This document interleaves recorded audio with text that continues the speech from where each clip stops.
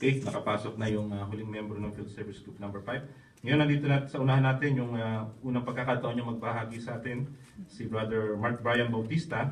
At buklatin po natin ating Biblia dito sa Deuteronomio, Kabanata 22, at babasahin niyo mula talatang 20 hanggang 30. Subaybayan natin. Gayunman, kung ang bagay na ito ay mapatunayan siyang katotohanan na ang katibayan ng pagkadalaga ay hindi nasumpungan sa babae, ilalabas nga nila ang babae sa pasukan ng bahay ng kanyang ama at pagpupukulin siya ng mga bato ng mga lalaki ng kanyang lungsod at dapat siyang mamatay sapagkat gumawa siya ng kadusta-dustang kahibangan sa Israel sa pamamagitan ng pagpapatutot sa bahay ng kanyang ama.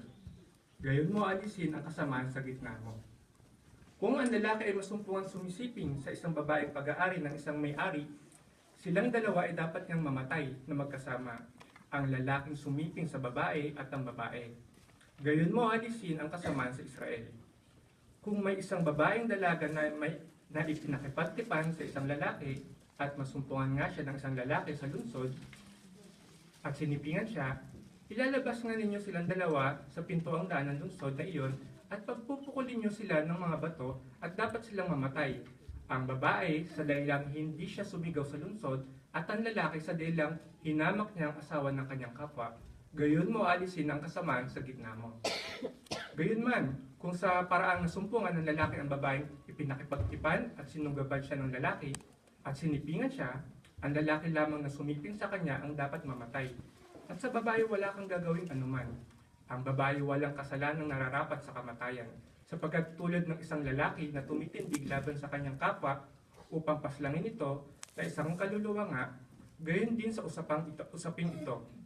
Sapagkat sa parang siya nasumpungan, ang babaeng ipinakipagtipan ay sumigaw, ngunit walang sino mang magliligtas sa kanya.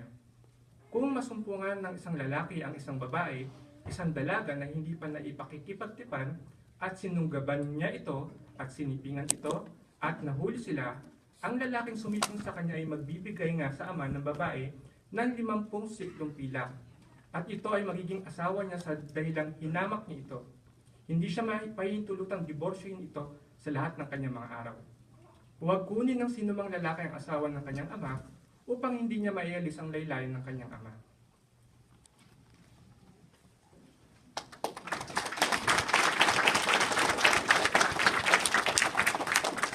So nakita natin yung mahusay na paraan ng pagbabasa ni Brother Bautista, no? At isang magandang nakita ko sa iyo yung paghawak niya ng Biblia, no? So kasi mahirap din dumepende lang tayo sa ating podium at ilalapag lang natin doon. Kung ano yung sabihin natin convenience sa yung mabasa natin at hawak yon, mas nababasa natin ng tuwid at kung naka-chin up tayo, ayun, mas clear yung pagbibigkas. So magandang kalidad yon.